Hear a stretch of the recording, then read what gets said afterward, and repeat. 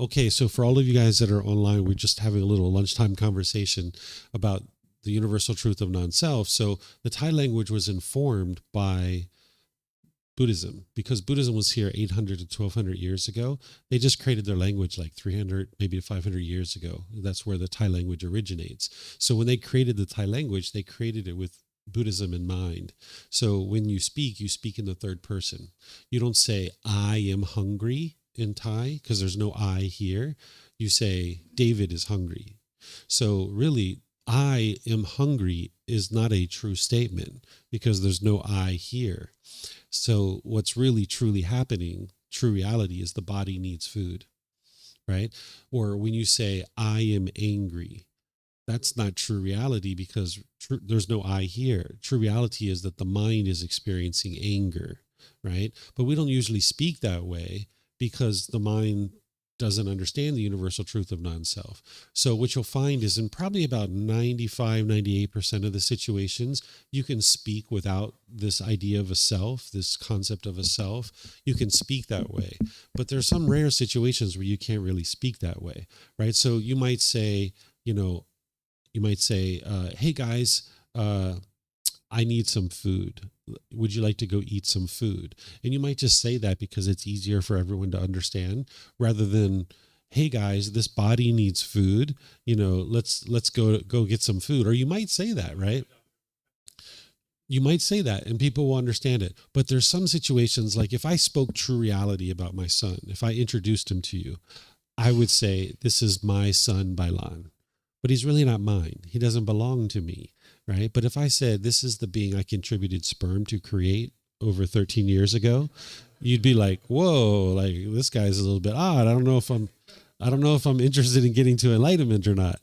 So you need to be able to understand that he's not mine. Like my mind understands, this mind understands he's not mine. He doesn't belong to me.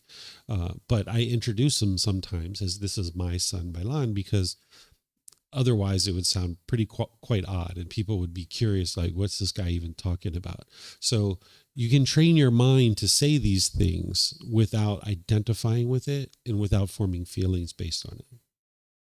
So this is where you need to learn more about how to strip away the personal existence view. And that's what you'll find in volume 1, chapter 16.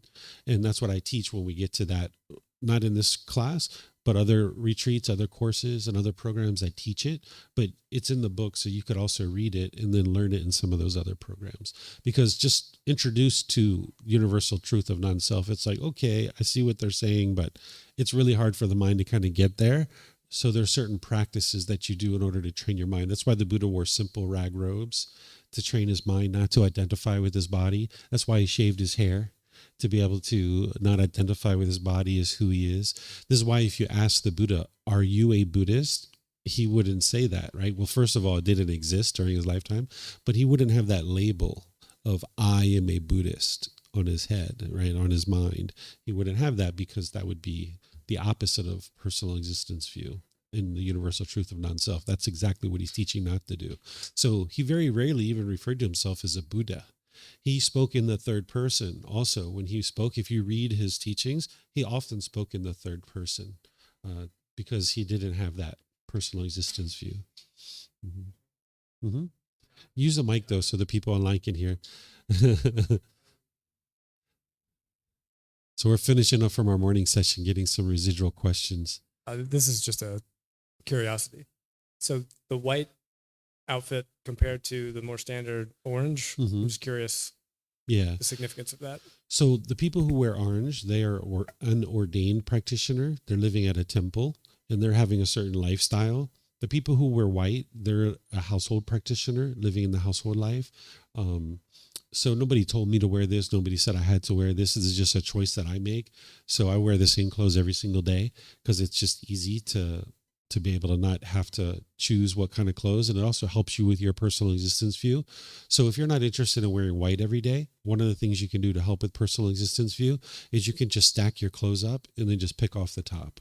And now it trained your mind to not choose, but your mind's going to want to grab from the bottom. You're going to be like, oh, I'm seeing that girl today, I want to grab that. Or I'm seeing that person, I want to grab that. So you got to cut that off, because that's your personal existence view trying to look a certain way. So some people will have like casual clothes, some people have formal clothes, so that way if you're going to immigration, you can pull off the top of that. You don't show up with holy jeans or something like that. So this is a way to take your mind's ability to choose out of that. And you can do it by just wearing the same clothes every day, or you can, these aren't the exact same clothes. I have different sets, right? I have 30 different sets, right? they are getting laundered each day. But you could also just pick off the top of your existing clothes, but you just need to watch over the mind, because it's going to want to pull from the middle. Mm-hmm. And this is just one of many practices to strip away the idea that there is a self here. And as you practice this more and more, it'll help you. Mm-hmm. Yep, you're welcome. Okay, so I'm going to share with you guys this next topic. Actually, I need to advance the slide here to learning breathing mindfulness meditation. Let me just switch over for the folks online to be able to hear and see. Okay, so prior to our lunch break, I taught you guys the Eightfold Path, helping you guys to be able to see the whole path. And as I shared, none of you guys have that committed to your memory today, but you just gradually build that up. It's going to take multiple times for you to revisit that, to be able to really build it up. But what you do is you build up your practice of not just the memory of it, but you're actually practicing it, making decisions through that more and more. And then you live your life that way for an extended period of time. And that's what actually is producing enlightenment. That's why it's gradual training, gradual practice, gradual progress. You can't just snap your fingers and eliminate those pollutions out of the mind. You need to gradually train your mind to get to that point where you've eliminated those pollutions. And one of the things that you're going to need is this breathing mindfulness meditation. This is a primary form of training in addition to all these other things that the Buddha did in order to train his mind to get to enlightenment. So I'm going to help you guys to understand the ins and outs of this. And like always, you guys are welcome to ask questions as we go. So first, let's just get some basics established with meditation so that you understand what it is that I'm talking about. This is the way that I usually teach. If you look in the book or you look at some of the classes, I usually will define words up front. Because of impermanence, everybody thinks of things in different ways. But at least when I use the word meditation, you'll know what I'm talking about. You might not agree with this definition, but this is what I'm talking about when I describe meditation, so you'll know what it is that I'm describing. So meditation is a technique to actively train the mind during dedicated, independent, purposeful training sessions to eliminate unwholesome qualities of the mind and or cultivate wholesome qualities of the mind in the positions of seated, lying, standing, or walking. So it's a dedicated, active, purposeful training session.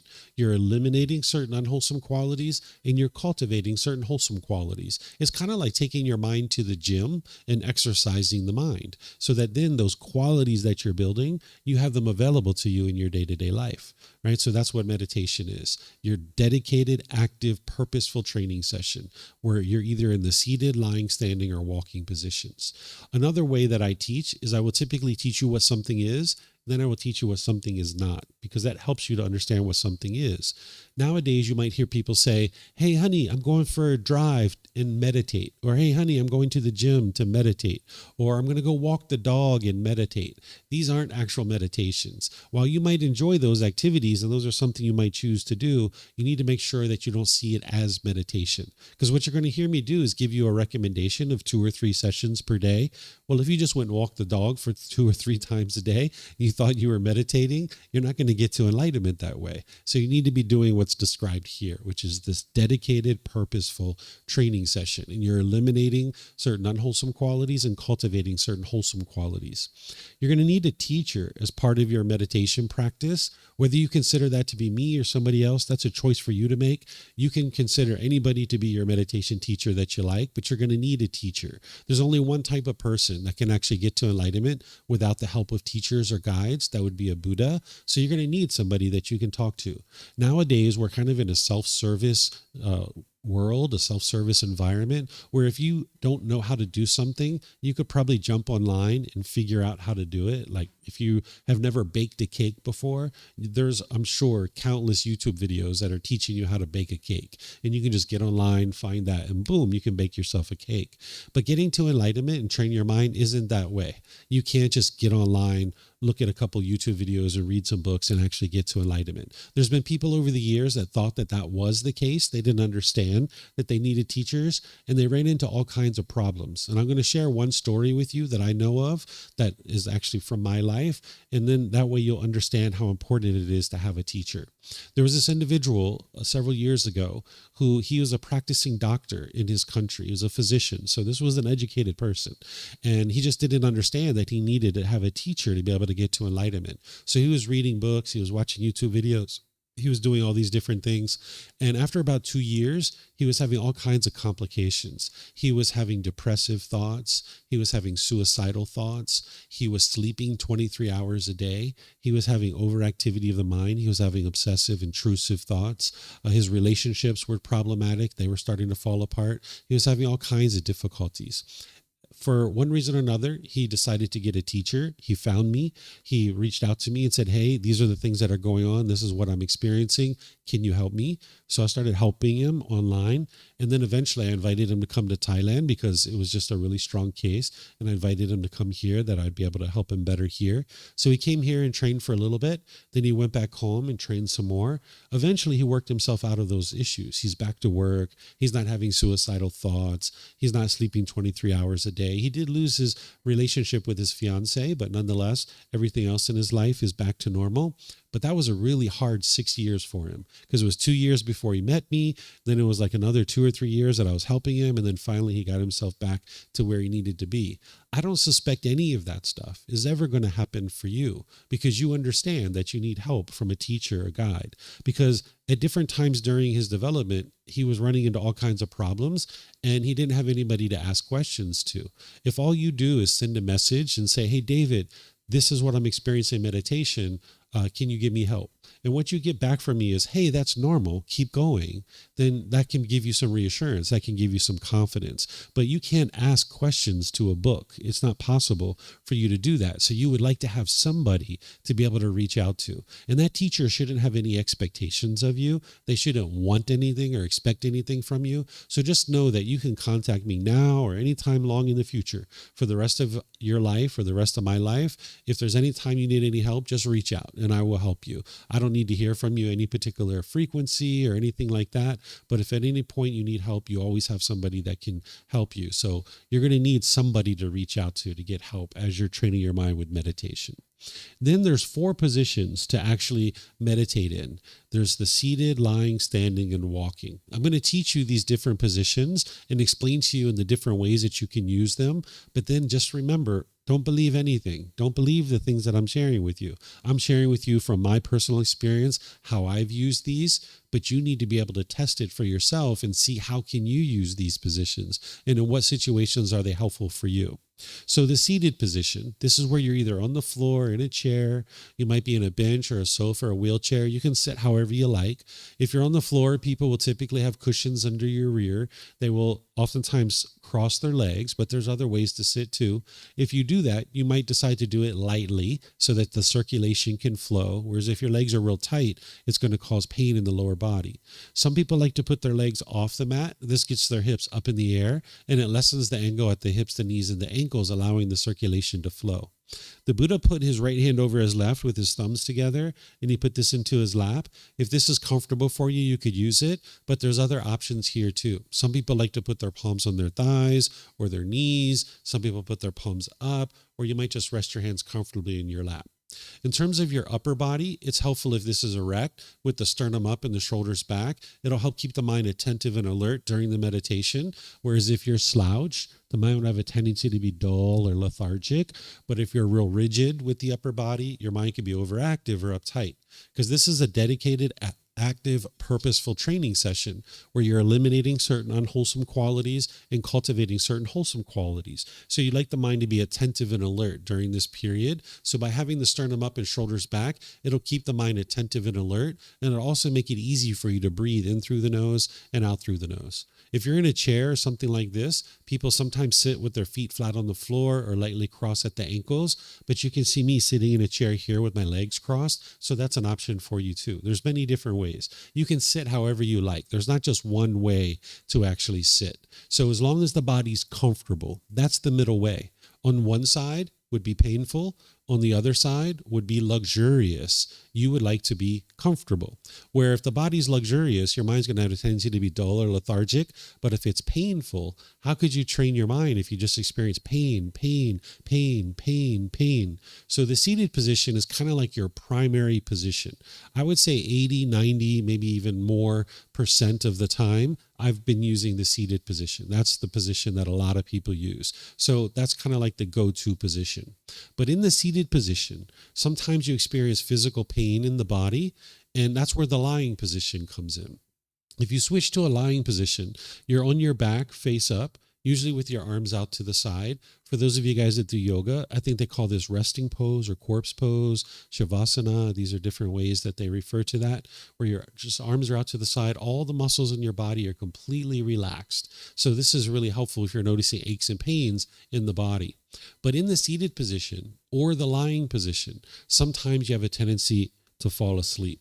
And if you're noticing that, that's where the standing and the walking position can help. If you stand up, you stand with your feet at shoulder width, and you can either clasp your wrists in front of you, behind you, or you can put your arms to the side. And now you can just stand there. You're doing the same exact thing with the mind. Whether you're in the seated, lying, or standing positions, you're doing the same exact thing that I teach you with the mind. I've also used the standing position if I was like at a bus stop and I was waiting for a bus to come and I had some time and there was nowhere to sit. Maybe have 5, 10, 20 minutes before the bus comes. I would just stand there and do some meditation. It wasn't one of my main primary meditations during the day. It was just like a little touch up, but it was a nice little meditation to be able to kind of help the mind. Or I've done it like, say I was like at a government office and I'm waiting in line and this line only moves like every 10 minutes, every 20 minutes because whatever's happening is kind of like a slow process. I'll just stand there in the line and do a little bit of meditation. Again, just a little touch up, not like one of my full out meditations. So those are things that you can use. Now, the standing and walking positions are really helpful if you're falling asleep, but also the walking position is not only helpful when you're falling asleep, it's also helpful if you have an overactive mind. If you're noticing like the last thing you're thinking about is sitting down and doing some meditation and being still, that you want to just go, your mind kind of has this urge to go, go, go. There's a walking meditation. I'm going to teach you this tomorrow afternoon. We're going to actually do it as part of the class. So I'll teach you some more about walking meditation. So I'm not going to teach it to you now, but just know that you can use it if you're falling asleep or if your mind is overactive. It can be really helpful for you. So these are the meditation basics. Any questions here? Anything you guys would like to ask? No questions? Okay. So now let's talk about starting and conducting a meditation practice in your session. So one of the first things that I like to share is that the mind is the boss, the body is the employee. What I mean by that is the mind is what's making all the decisions. The body is just the employee. It's just following around, right? But you've got to go through the employee in order to get to the boss. You can't get to the boss if you don't go through the employee. So you like the employee to be comfortable. If the employee is painful, it's not going to take you to go see the boss. But if the employee is luxurious, where they're just sitting back, relaxed, oh yeah, everything's fine here, they're not going to take you to go see the boss. So you like the body to be comfortable because then you can actually train the mind. When the Buddha teaches meditation, and you can see his words because I provided for you, where you can see his detailed instructions of how to actually meditate, he says, set up mindfulness in front of you before you start meditating.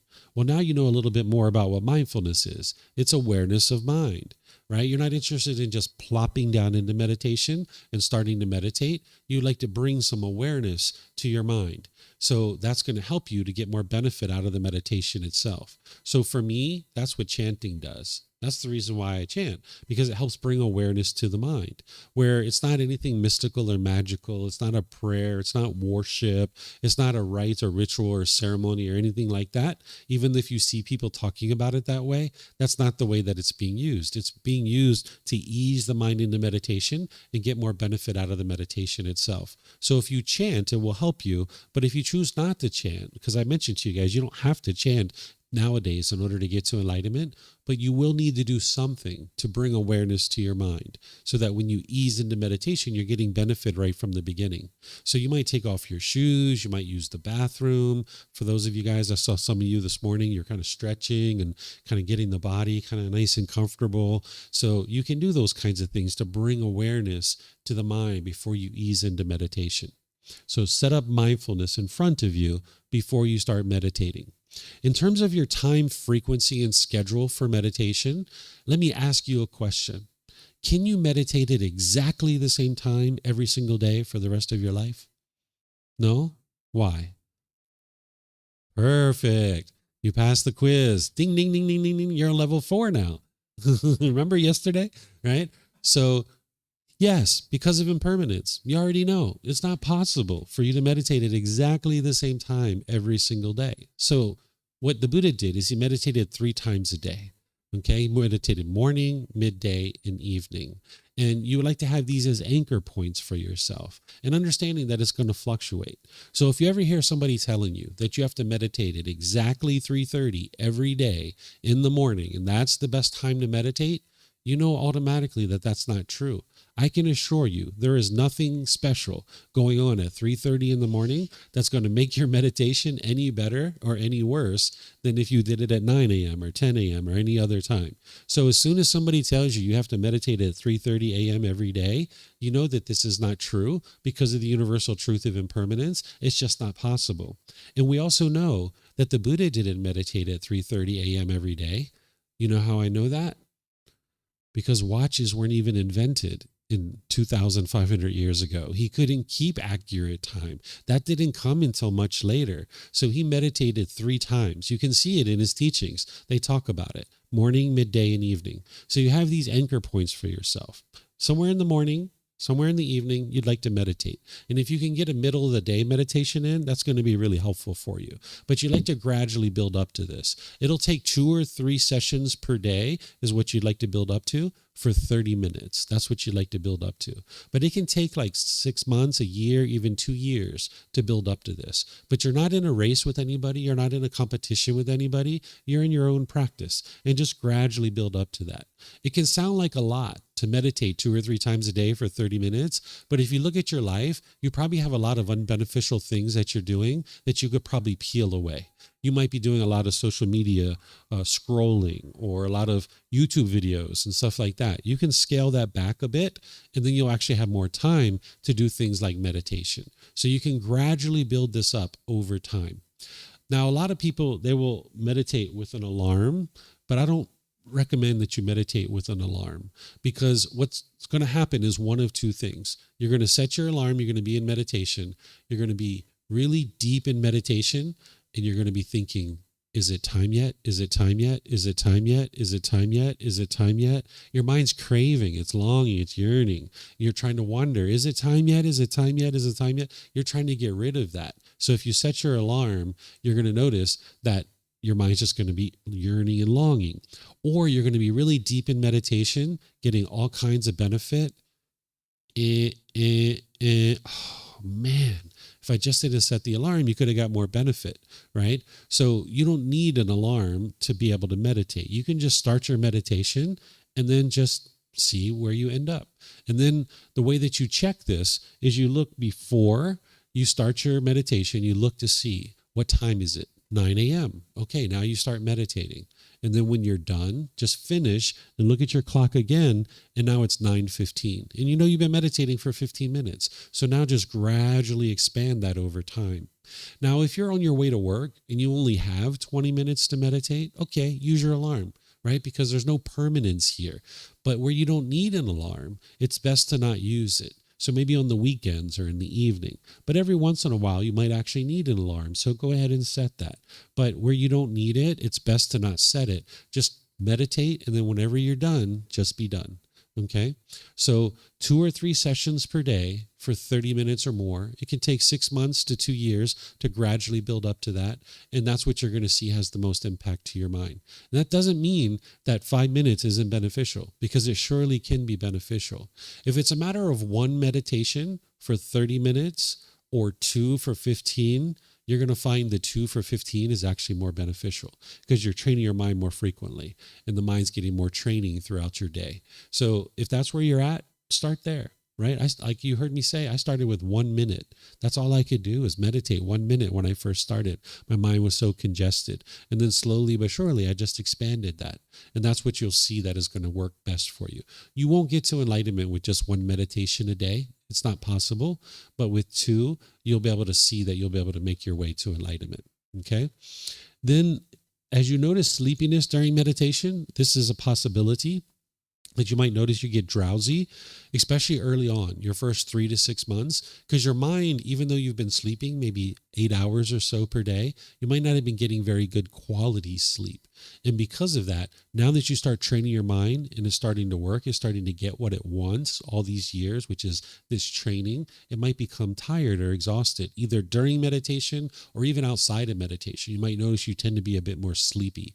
It's kind of like if you never worked out in the gym and then all of a sudden you started taking the body to the gym, you're going to be pretty tired for a while until you get over the hump and it just becomes part of your regular day, right? And your regular week. So your mind can get a little bit sleepy. And if you notice this, you can either switch positions. I already gave you that. You can switch to a standing or a walking position, or just get some sleep, right? Your mind needs some sleep. You're 3 minutes into your meditation. You're noticing you're drowsy. Just take a nap. And then when you wake up, then meditate, right? So there's no harm in doing that. Then you might notice physical sensations during your meditation. What I mean by that is like itches and scratches. If you're noticing those kinds of things, if you can, while you're in meditation, just ignore it and keep meditating. Keep focusing on your breath. But the urge might be so strong that you feel like you need to itch. And if that's the case, go ahead and itch. What that urge is your mind's craving for permanent comfort of the body.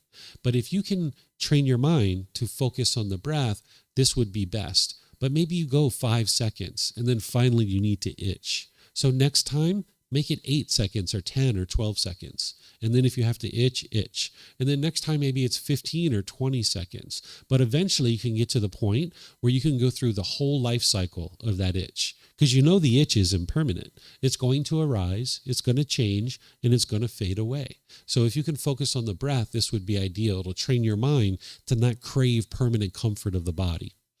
Then you might notice visual stimulation during your meditation. I sometimes have people contact me who aren't studying with me.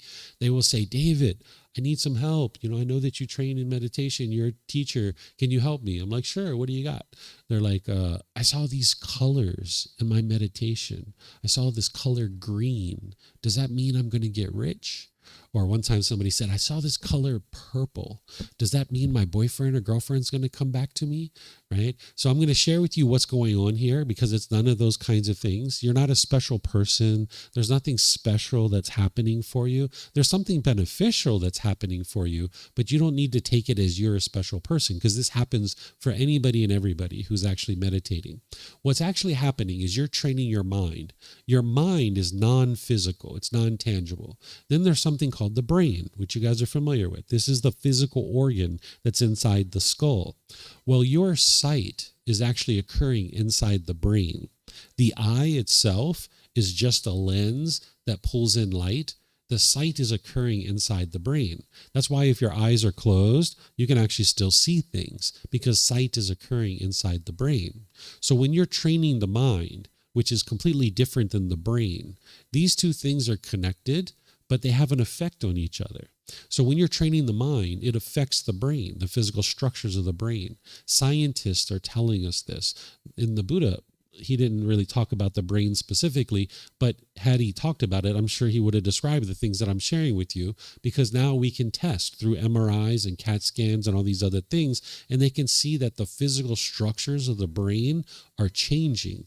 As you train your mind more and more in meditation, there's going to be these beneficial changes to the way that your brain functions. And as your brain is physically changing, it can produce colors like white and green and purple, and you can have images and things like this. I used to walk around with a lot of pressure in my skull. I used to have migraine headaches where I would like vomit and stuff like this. Maybe 2 or 3 or 4 times a week, I would have intense migraine headaches, and I would always be walking around with pressure in my skull. But after training my mind, I don't have that anymore. I don't get migraine headaches. I don't have pressure in my skull. In fact, there were times where I was meditating and I could hear the brain changing inside the skull. It was like, you could actually feel it. I could feel the pressure releasing as the physical structures were changing. So you might notice these kinds of things. You're not a special person. Your boyfriend's not coming back to you. Your girlfriend's not coming back to you. Well, they might come back to you, but it's not because of this, right? So this is visual stimulation. If you notice this, it's completely normal, and you can just continue on in your meditation. Just keep working forward.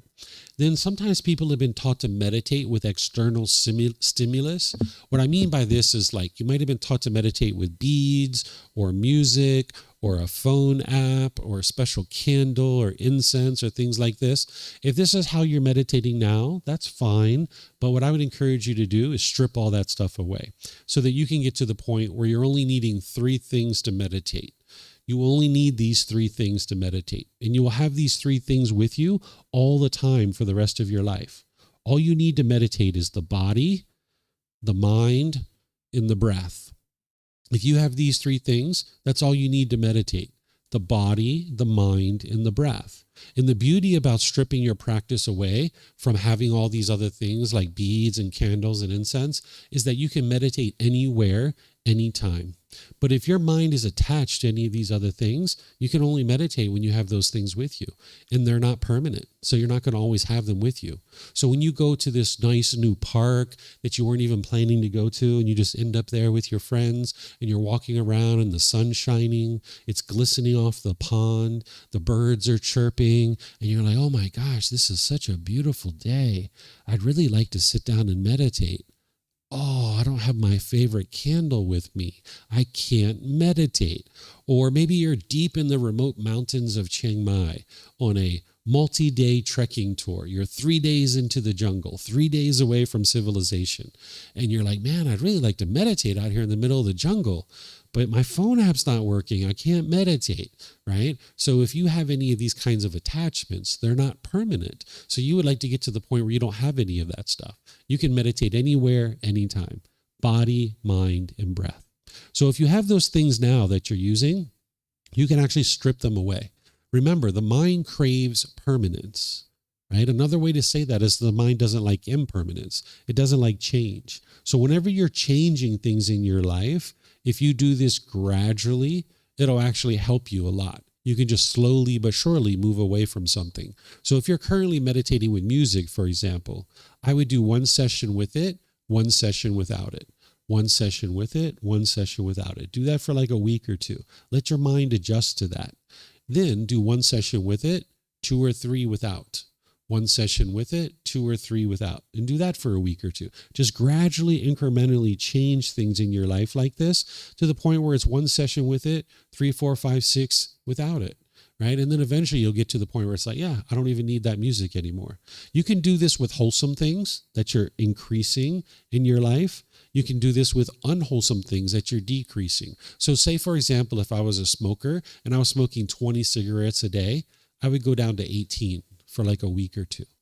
And then after I adjust to that, I'd go down to 15 for like a week or 2 or 3, perhaps. And then I'd go down to 12 and slowly but surely decrease the cigarettes. And you can do this as you're increasing wholesome things too, like the meditation and stuff. You can gradually increase these kinds of things. Okay. So that's meditation with external stimulus. You'd like to eliminate that stuff so your mind's not attached to any of it. Any questions on the basics of meditation? I'm sorry, on starting and conducting a meditation session? No questions? Okay. All right. So now what I'm going to share with you are the words of the Buddha, where he's introducing the 4 types of meditations. Because right now, today, there's countless meditations in the world, hundreds, if not thousands of meditations. And if you learn some of those things and you're doing some of those things, oftentimes they're taking your mind in the opposite direction of enlightenment. You only really need to learn 4 meditations. That's the most you'll ever need to learn. And primarily, there's 2 that everybody needs to learn. You'll understand this more tomorrow when I teach the 3 poisons or the 3 unwholesome roots. But these are the only 4 that the Buddha ever taught. So anything else that you see out there, the Buddha didn't actually teach it. And it could very likely be taking your mind in the opposite direction of enlightenment. So here, he was actually teaching prior to this. He was teaching his ordained practitioners something else that they needed to learn in order to be able to train their mind. And he says, having based himself on these 5 things, the monk should develop further another 4 things. And now he talks about introduction of his meditations. The perception of unattractiveness of the body should be developed to abandon lust. This is a meditation to eliminate sexual cravings. If you have really high sexual cravings and you'd like to knock that down, there's a meditation to help you with that. Oftentimes students are coming to me privately to ask about that, but I have it in the book. If you look in volume 1, chapter 11, you'll see the meditation there. And I've taught it too. I've recorded it many times where I've actually taught this particular meditation. So if you're needing help with that, you would like to bring down your cravings, you can use a meditation for that. Loving kindness should be developed to abandon ill will. This is a meditation to eliminate anger, hatred, ill will, and all the lesser versions like frustration, irritation, annoyance, even the slightest dislike. And again, I have that in all the resources that I provide too. Mindfulness of breathing mindfulness meditation should be developed to cut off thoughts. That's what you're doing in this meditation. You're training your mind to cut off, right? You're not there looking at your thoughts, observing your thoughts, trying to figure them out, putting together a grocery list. That's not what meditation is. You're training your mind, taking it to the gym and exercising it. Then there's this 3rd meditation, which is to help you realize non-self. Okay, it says the perception of impermanence should be developed to eradicate the conceit I am. When one perceives impermanence, the perception of non-self is stabilized. One who perceives non-self eradicates the conceit I am, which is nibbana or enlightenment in this very life. So this is a meditation that I'll teach you guys as you go through all the different programs. I teach you all of these, but in this program, we really focus on the breathing mindfulness meditation, because that's the foundation. That's what everything else is built upon. That's going to help you to eliminate your discontent feelings. So here, this is a diagram that I created or a slide that I created that's showing you the unwholesome qualities that you're eliminating and the wholesome qualities that you're cultivating. Because remember, that's what meditation is. You're eliminating certain unwholesome qualities and you're cultivating certain wholesome qualities. So you can see that here.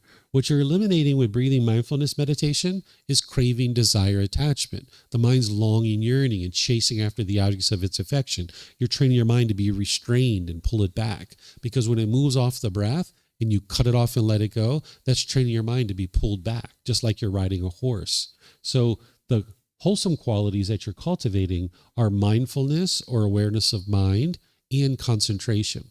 So this is the why behind your meditation. Why is it that you're meditating every day? It's to be able to exercise the mind so that you can eliminate craving and cultivate wholesome qualities of mindfulness and concentration. So now you can use those qualities in your day-to-day life. And I'll explain more about that when we get to it. Okay? Here's some more from the Buddha about meditation. He says, a pot without a stand is easy to tip over.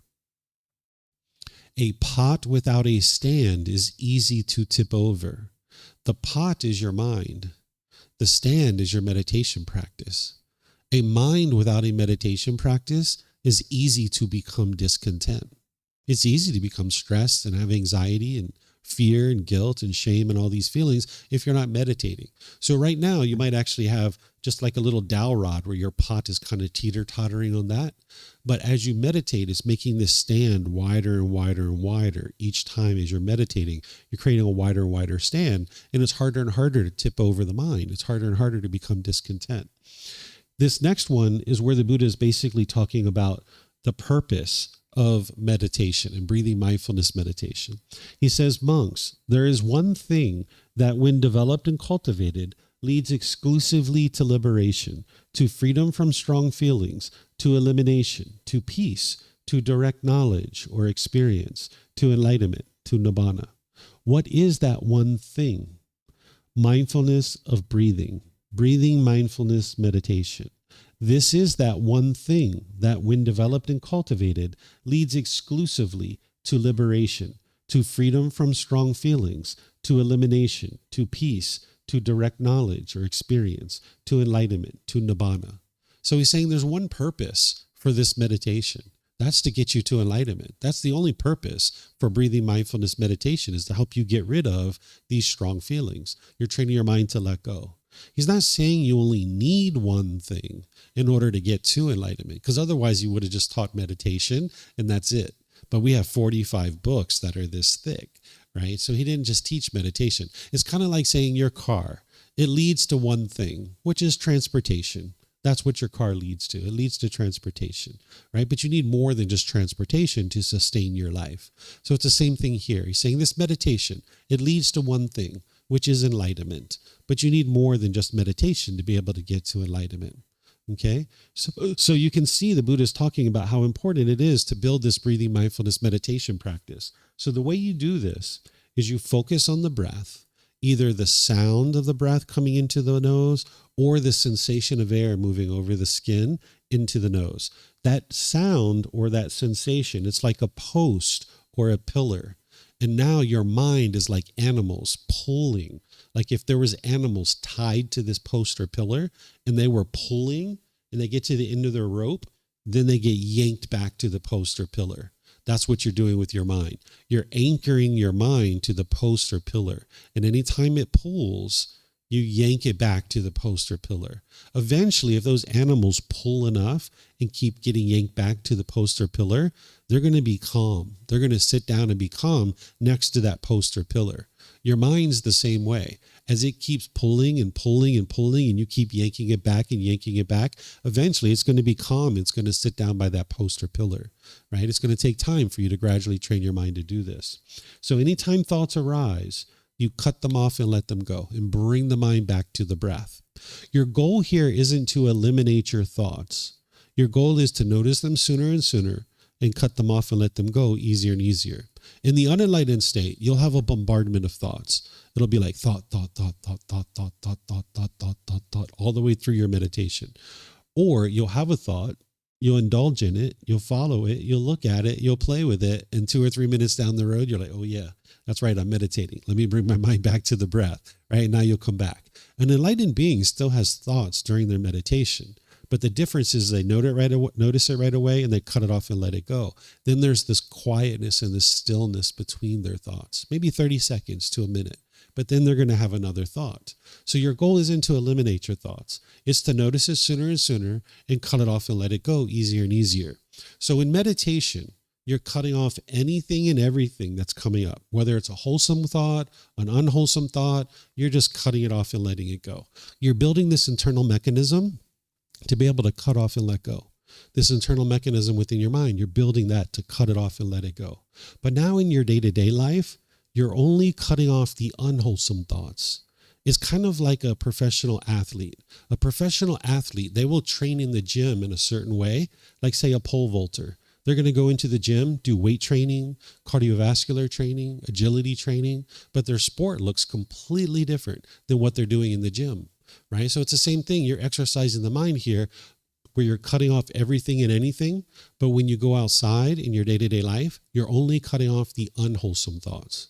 So if you have a thought in your day-to-day life that you'd like to call your mom, maybe check in on her, invite her out to lunch or dinner, no need to cut that off in your day-to-day life. Go ahead, right? Go call your mom if that's what you'd like to do. But if you're thinking about punching your boss in the face, cut that off, right? It's going to produce unwholesome thoughts for you. It's wrong action, right? It's going to produce all kinds of difficulties in your life. So you'd like to cut that off, right? So in your day-to-day life, cut off all the unwholesome thoughts. Eventually, you'll get to the point where you don't have unwholesome thoughts anymore because your mind will be purified, right? But as you get there, you're going to need to be observant with your mindfulness, which this meditation is helping you to develop. And then you're going to need to be applying right effort to cut off and let go. Okay. So any questions on breathing mindfulness meditation, how to do it or why it's being done and what it's accomplishing for you? No questions? Okay. So what I'd like to do is invite you guys to join for a meditation if you'd like. Would you be interested in doing some meditation? Usually we do it in the afternoon. Yeah?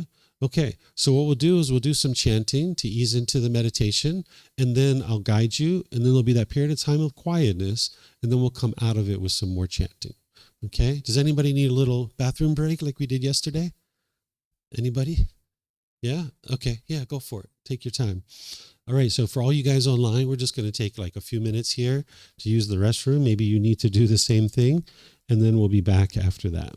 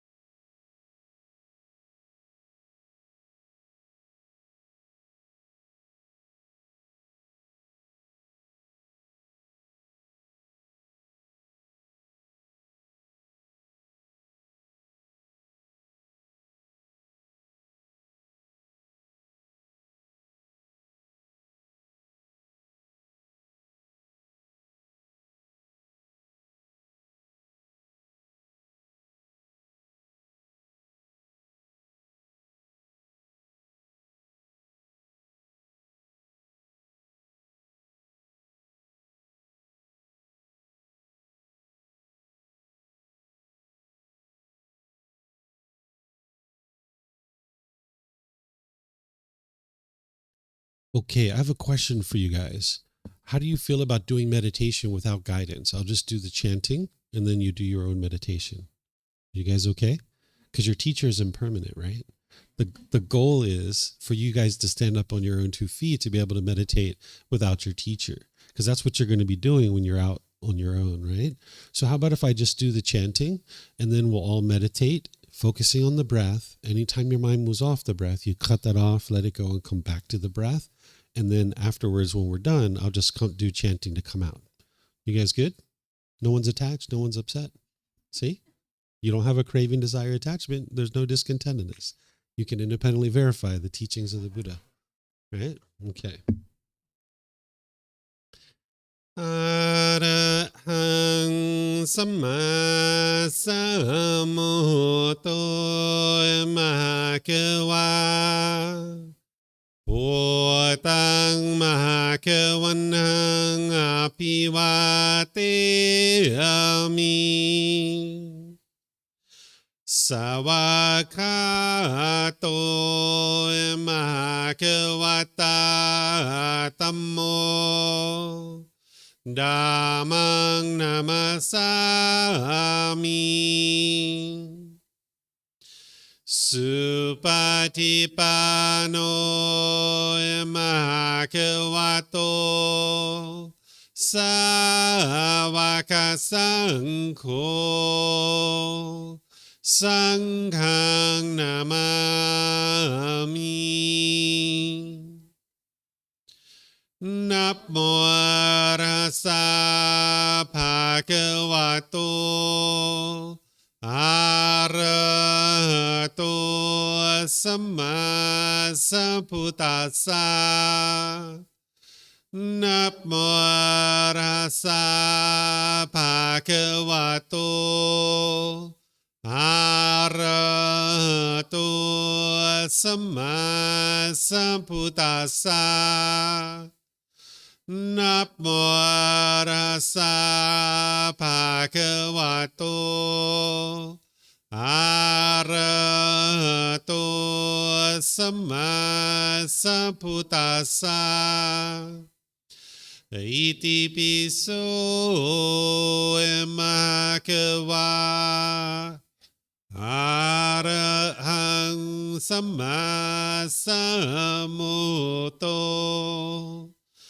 Vicacaranang sammuno Sakato rokavitu Anutero purisa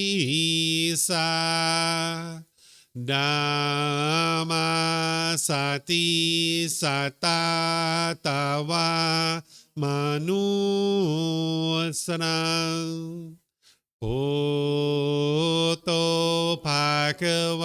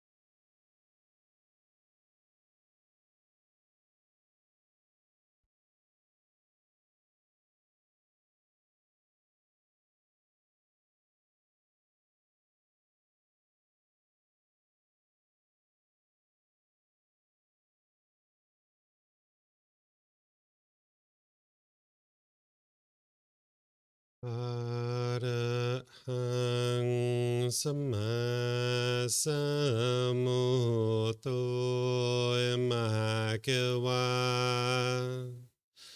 Potang Mahakavanhang Apivateyami Savakato Mahakavata Tammo Dhammang Namasami Supatipano Mahakavato Savaka Sangho Sanghang Namami Namo Rasa Bhagavato Arahato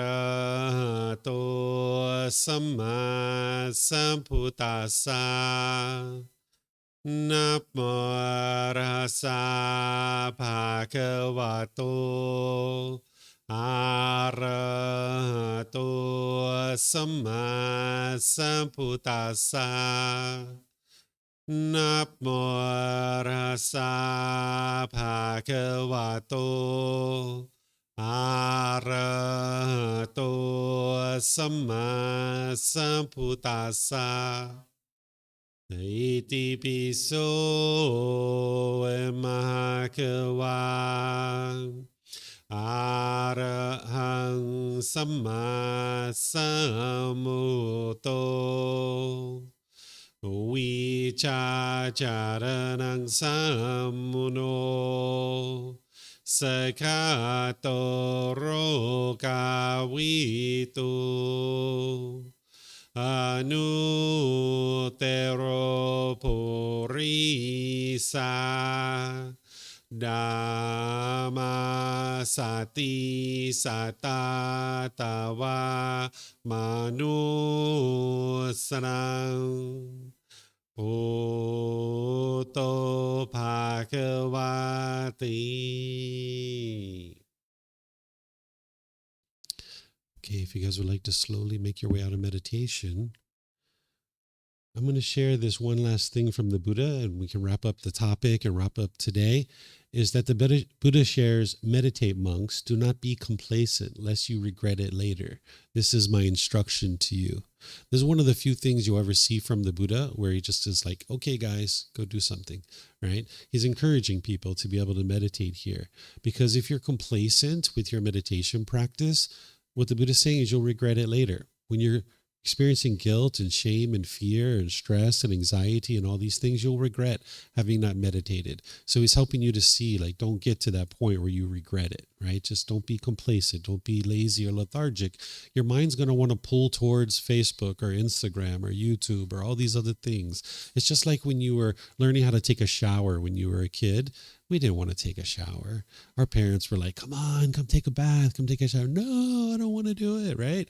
Then our parents had to keep begging us to come do it. But eventually, we saw enough benefit with the shower, and we were like, whoa, I kind of like this. I'm going to start doing this on my own, right? The parents don't even have to beg us anymore to take a shower. So now their parents aren't around to be able to tell you to meditate, right? They taught you how to clean the body, but they might not have taught you how to clean the mind. That's why now as an adult, you can make that choice for yourself to clean the mind. But your mind's going to do essentially the same thing. It's going to be like, no, I don't want to go meditate. So you're going to need to apply right effort to get your mind in there and start meditating. But eventually you're going to see enough benefit. You're going to get to the point where you can't imagine going a day without meditating. It's just not even something that goes past your mind. Just like today, you probably can't imagine going a day without taking a shower. It probably happens from time to time when you're sick and things like that, but you can't even imagine not taking a shower on a certain day. So you'd like to get to that same point with your meditation. If you follow the recommendation that I'm recommending, 2 or 3 sessions per day for 30 minutes, you'll see that if you do the math, let's just say 2 meditations a day. In a month, that's 60 meditations. Well, I can tell you right now, you're probably not going to get 60 meditations in every single month, right? Because of impermanence, right? It's going to happen that you have a little slip up here and there. But if you're getting 52, 53, 54 meditations in a month, you're making your way to enlightenment. Your enlightenment's not going to be determined based on if you miss meditation today or not. Your enlightenment's going to be determined based on if you miss meditation today, what do you do next? Do you allow that to be 1 day, 1 week, 1 month, 1 year that you're not meditating? Sure, you're not going to get to enlightenment that way, right? But if you miss meditation today, what do you do next? Do you get right back into it? Don't allowing the mind to be complacent? You'll get to enlightenment. You're slowly making your way. 52, 54, 55 meditations a month, you're making your way there. So just gradually build this up, without putting pressure on yourself, without putting expectations on yourself, understanding that you're in your own practice. And what I encourage you to do is never give up.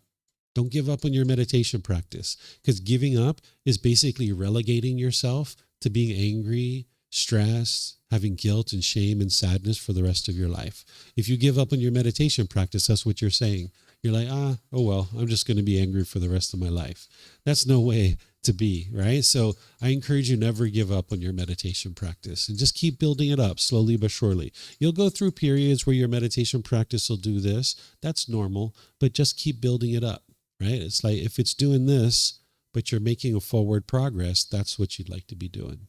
Okay? So any questions on breathing mindfulness meditation? Anything you'd like to ask? Yep.